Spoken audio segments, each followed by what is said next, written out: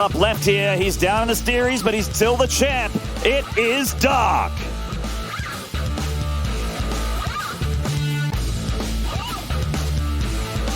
And getting cheeky in response to that hatch block in the last game. Down here at the bottom right, in the blue, representing Dragon Phoenix Gaming, he is PartinG. And he's already got 135 Pro Tour points. He's been working hard on those online tournaments, Pig. We've been casting a bit of him ourselves, actually, from home. Yeah. He is a monster. Low ground gateway here, so, I mean, it could potentially be a Forge later, but, you know, when the high ground is when you know for sure it's going to be an early rush, but... Yeah, you know, I'm not sure if it was here last year or a different tournament, but I do recall, I think it was Sue 12 pulling PartinG 5 games in a row in a series and winning.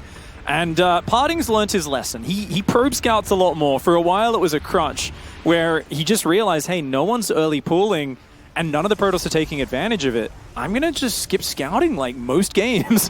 And eventually the Zergs caught on and started punishing him for it. So he's a little bit more flexible with that now. You can see the probe there, even playing to his image, dancing around, pretending it's going to put down a pylon for a cannon rush. But Dark, he's got his own drone on the other side of the map. And yeah, he's got a fast gas and hatch. So I think no need to hatch block, just dance around, delay the Nexus, and just continue as normal. You know, the whole point here is just make sure that no Forge goes down. Yeah, this isn't a hatch block. PartinG brought down 2 probes just in case as well, so he could fight the drone directly. And Dark just keeping it alive for scouting. I think early game scouting, most Zergs will not want to pull off that early drone to go look at what the Protoss is up to. They'll just rely on Overlords and that sort of thing to get what they need, and then Lings later. But PartinG is the kind of nerd that you probably should scout early, even though you lose that one drone mining and every edge matters. I'm so happy to see Dark make that decision. It's a decision I think a less mature pro might shy away from. They might say, no, all of my practice in this matchup is without a drone scout. But I think Dark going into this just started doing a lot more practice with a drone scout, worked in, he knew he would be facing PartinG in this group. And if you don't drone scout against PartinG, I think you're just crazy. I think it's such a necessary, you know, pay a little bit of money and take out a large percentage of what makes PartinG scary in this matchup. If you drone scout it straight away, he's not going to be able to pull that off. You're going to be able to pull workers, block it, stop it getting up. And I think anytime in StarCraft you can take away one of your opponent's best builds, their most powerful abilities, their real game-winning strats, that's something you should always go for. As soon as the drone goes down there, PartinG drops the Twilight Council. He's not really a Stargate boy, he's more of a Twilight Robo boy, so we're expecting that here from the Protoss. Sending his first attempt across the map to see what's happening in Darkville. Everything pretty stock standard from the Zerg as well. He's got an early creep shimmer out from that first Queen. Don't think there's been an inject just yet. Was there a Stalker out? There is a Stalker. Okay, yeah, there is a Stalker in the wall. Okay. So yeah, we're expecting the 2 or probably 3 gate DT build where he's going to warp in DTs at about 4 minutes 20, I think. Actually, no Robo yet. Yeah. So, ooh, this is great. We haven't seen him doing this too much in the big qualifiers and whatnot lately. Just straight into a super fast DT shrine. Ooh, PartinG mixing it up. Spicy. I like it. So this is the kind of stuff that you need to beat a player as good as Dark. Oh, nearly got the drone, but not quite there. Good save from Dark. I guess he's just going to run DTs across the map from his natural. Yeah, I think so. And he's also going to get a very quick third up with this. Using the DT's defensive power as well. Okay, fascinating. This is a real unique variation. I always like to see these sort of build orders and how they line up with everything. Nice Adepts guarding the third base, DT Shrine on the way. Still no Robo whatsoever. PartinG just hitting non-stop probe production. I have actually never seen something like this at this level where you just don't get the Robo whatsoever.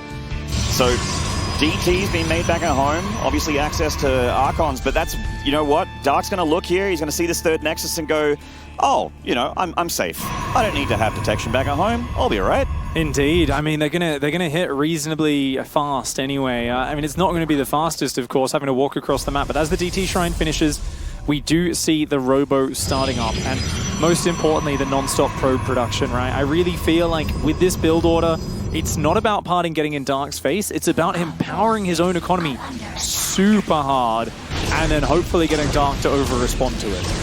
Dark making a bunch of roaches right now. He knows that something is afoot. He's seen absolutely nothing from PartinG. No Adept pressure. No Prism. Wait, no, is there no lair? Is he actually just going to commit to a Roachling into DTs? Oh my god. This is the worst possible build order Dark could pick. That is actually a build order loss here from Dark, potentially. As the DTs just walk straight in. I didn't even realize there was no lair here, Pig. No spawns. Oh my god. Nothing. There's nothing. The DT's already on those fresh 4 attempts from Dark as well. He's starting to pull damage. Dark trying to go for a big attack across the map, but he has to also mitigate damage back at home. And he's got DTs on the defense. There's nothing that he can do about these DTs. He's eventually going to lose everything. All PartinG needs to do is just wall in. Beautiful Cybercore block to fully wall in. Unfortunately, that one DT hitting the extractor does miss out on a few hits, but he's already done massive damage to a Zerg player that is all-inning into Dark Templar, and he's not even able to take out the 3rd Nexus. This is an absolute disaster for Dark. I'm not sure what he thought he was playing against here. It feels almost like he thought he was going up against one of these kind of fast robo pushes or something like that. I mean, he saw the fast 3rd, and I guess that was the plan. PartinG just said, hey, you're going to see a fast 3rd, you're going to attack, you're not going to be ready for DTs. Certainly was not ready, Pig. That is for damn sure. There's no argument there. The DTs are still doing damage, by the way. Where's that Overseer at? I mean, he just has to rely on spores. Oh, just starts the lair now. Some good control from Dark with the link blocks and whatnot, but obviously the damage is catastrophic. There's no really other way to say it.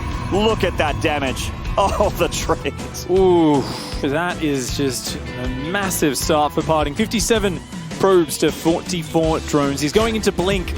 And you know what? I am critical sometimes of just how much Blink play there is in the Korean PvZ meta. I think in this scenario, it's a no-brainer. Stalkers are the most flexible, well-rounded unit that Protoss have in their arsenal. A good Ling round bite comes in, a little slow on the probe pull. 4 workers do go down, but a trap gets a bunch of those Zerglings caught. Yeah, it punishes Dark by getting a few of those lings. 4 probes is nice, but he's got a lot more to go where that came from. PartinG still very close to, in fact, just as I say that, over 60 workers again with Dark playing catch-up.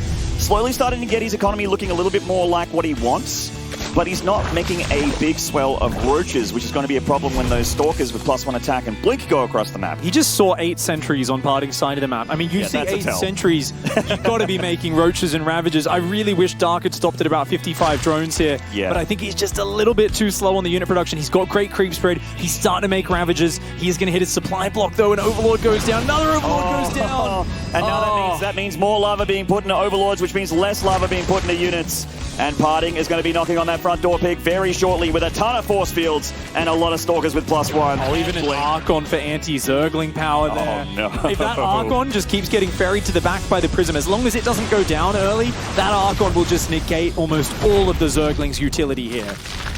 PartinG just zoning here. Dark trying to get us around. That's a dream engagement for him if he could possibly win this fight. That's going to be the way he does it. He's bringing in links on the back, picking up the Stalker, attempting to at least as it goes back amongst the pack. Blink's going to be off cooldown again in a second here as PartinG pulls back into a tight little corner with the Archon shielding that north side. He is taking out so many drones already. Anytime those drones get pulled, they are getting grinded to paste here by the Protoss. The splash damage of the Archon was massive. The Stalker's just in their sheer number. He blinks on his face and says, get out of this game. PartinG is back. GG.